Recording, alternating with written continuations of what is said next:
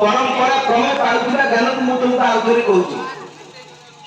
एक कथा तुम मते जानिथिलो तापर अन्य माने जानिथिले तो एबे तुम माने भूलियो के बसिबार मु तुमको आउ थोड़ी कहला को आसुची से कहले जे जहां को ठारू कृष्ण हमको आसी धर्म कथा कहले कोन कहले ने जहां को ठारू जगत तैयारी ततः पदं तत् परिमार्गितव्यं जस्मिन् गतः न निवर्तन्ते भूय तमेव चाग्गं पुरुषं प्रपद्ये जतः प्रवृत्ति प्रस्तुत पुराण ये बोले 15 अध्याय 4 नंबर श्लोक बोले से कहले ततः पदं माने सेही बातटा तुम शरणापन्न हुआ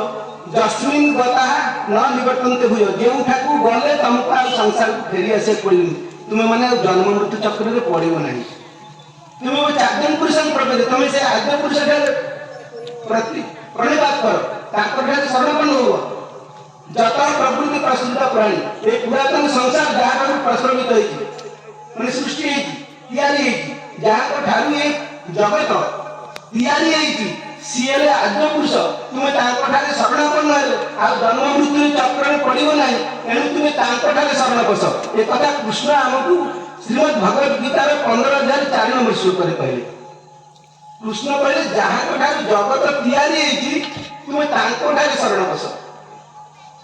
कृष्ण कहले आउरी कहले 18 अध्याय 40 नंबर श्लोक रे कहले जतः प्रवृत्ति भूतानां जहाँ कठार प्रस्तुत होती सृष्टि होती समस्त भूत ए सृष्टि जहाँ कठार उद्भव होती तैयारी एवं जे समस्त सृष्टि सारा परिपूर्ण भाव अखंड मंडल कारण व्याप्तम जीवन चराचरम जे सचराचर ब्रह्मांड रे परिपूर्ण भाव विद्यमान अछंती तुमे तांको स्वकर्म द्वारा तो तुम्हें जो जाति होता जो गोत्र होता जहाँ भी होता तुम भाविबा उचित नहीं जब भगवान को डाकबा कहले हमको त्यागी हेजिबा पड़िबो भूत संसार छाड़िबा पड़िबो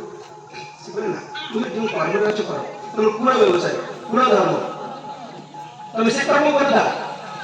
तुम जो कुल रे अच्छा जो कुल रे जो व्यवसाय अछि कुल रे जो वृत्ति अछि तुम ताकू करूता किंतु परमात्मा को ध्यान करो ताकू ताकू ध्यान करबो ना जहाँ ठार जगत तैयारी हेछि एवं समस्त जगत रे जे परिपूर्ण भाव विद्यमान अछंती तुम तांको ठारे शरण बस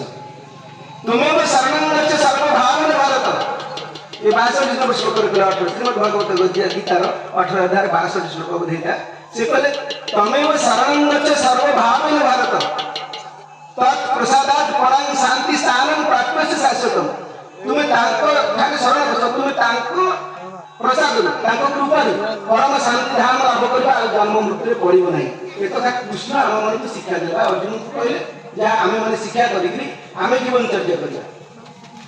कृष्ण एक कथा कहिबा को आस्थिले सृष्टि रे जणे कर्ता अछंती तुमे से सृष्टि कर्ता को प्रणाम करो ए कथा कहिबा पई कृष्ण आसी किंतु आमे कहू जीवन हरे कृष्ण कृष्ण कृष्ण हरे हरे आमे कृष्ण कहू कृष्ण ठारे शरण बस बोले हमको उपदेश दिया जाउछि यदि आमे कहबा सर्वे एक बार प्रमाणन हरि हरि बोल कहबा द्वारा निजे हरि की डाकिबा हुए नाही अन्य मानन को डाको बोली निर्देश दबा हुए ये केने बड़ कथा संसार सारा गुटे प्रचार अछि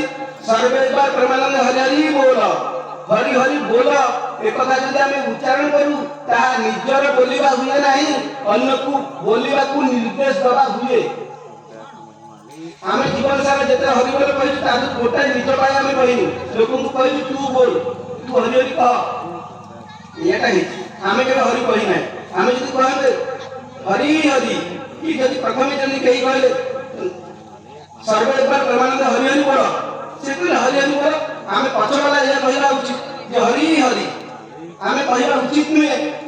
हरि बोल ए कथा कहिबा उचित नुहे खाली कहिबा उचित हरि हरि यदि हम खाली हरि हरि कहि जाते ताले जे बोले कहि देले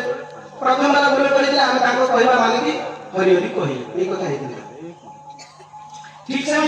जदि हमें